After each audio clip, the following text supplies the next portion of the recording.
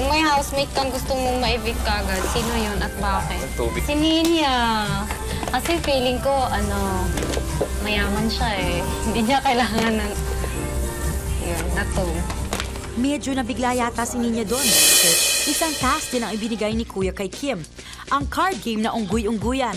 With matching barahan ng Season 1 housemates pa to. Bawat isang housemate ay may 2 cards.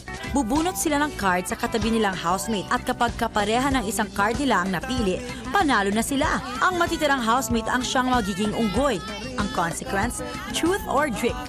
Pwedeng sumagot ng isang tanong mula sa box o kaya naman ay uminom ng tubig mula sa isang malaking baso. Ano? Game na ba kayo? Bakit ka kasi nititiba? Ano pa rin dito eh? Go, Nia. Nana! Sabi ko na, may ibig ka!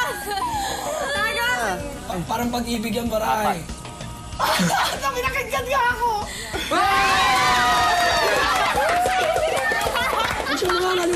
At para ma-feel mo ang pagiging unggoy, ayan, complete sa head costume yan. Truth or drink? Parang truth. Ito na ba sa'yo? Kung may housemate kang gusto mong ma-evict kagad, sino yun at bakit? Tubig. Si Ninya. Kasi feeling ko, mayaman siya eh. Hindi niya kailangan ng... Yun, na to. Medyo nabigla yata si Ninya doon. Pagkatapos ng round 2, siya naman ang naging unggoy. Best body part ni Nikki. Bakit?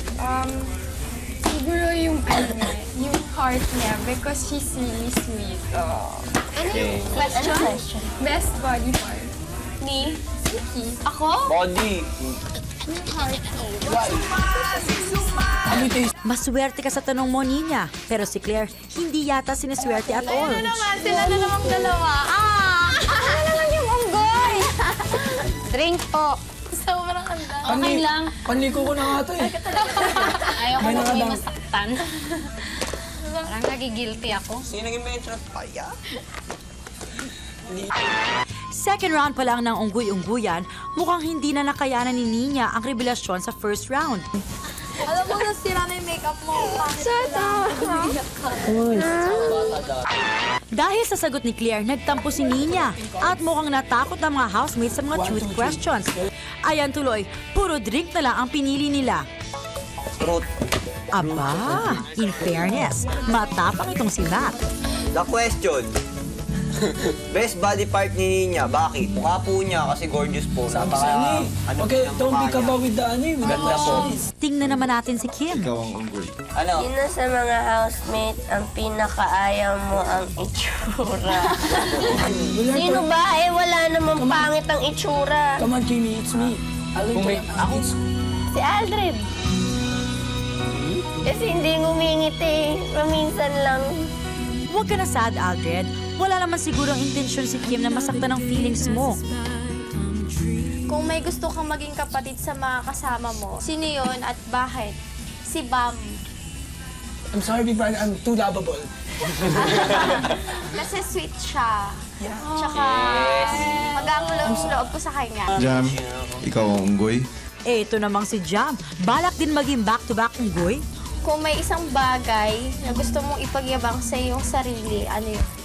Yung pagiging matatag ko nung nagkaroon ako ng baby. Yay! Ano yun? Totoo naman yun. Grabe. Sobra naman yun.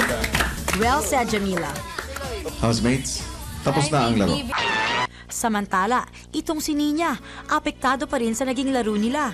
Wala na nga kami pambayad sa bahay, tapos sa electricity, tapos sa nila naman. Tapos, parang, ano yun, alam ko marami nagugutom and all, pero I think they're even more fortunate than I am kasi at least kahit na she lives in the province, she has her own house. Kasi parang yung impression mo sa akin ganun. Pero hindi talaga ako ganun. Yung tingin mo sa akin mayaman. That's what you think, pero not talaga. Nung pagpasok ko talaga dito, ikaw yung nakita ko na parang mayaman tong girl na to.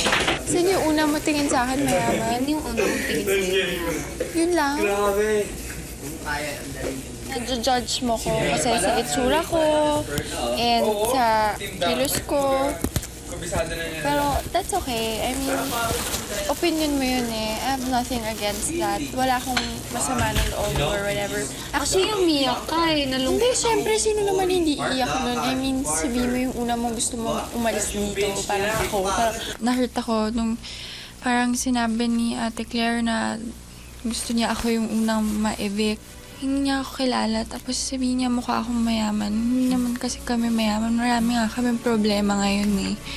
Na sobrang hindi talaga nila alam. Hindi ko naman kasalanan yun kasi ganito talaga ako eh. Parang nasaktan ko po si Ninya. Alam ko naman po walang plastic dito sa loob ng bahay kaya binasi ko dun sa kung sino yung napansin ko na parang mayaman at saka yung hindi.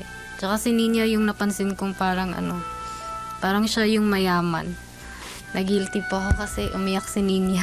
Aba, talagang sa banyo pa nag-usap ang dalawa. Sorry talaga. Ako rin na-guilty. Sama ako talaga. Hindi ka masama. Hindi na-guilty talaga ako. Wala lang yun sa akin kasi nung sinagot ko yun, parang opinion ko. Kaya Ninya, sorry Sana lang sa paglabas nyo dyan ay lumabas na din ang sama ng loob nyo. Hindi talaga. Sa susunod, mag-usap tayo. Oo, hindi kasi hindi ako makalapit kasi sumasama ko na ate. Hoy, ako, Pinoy pa!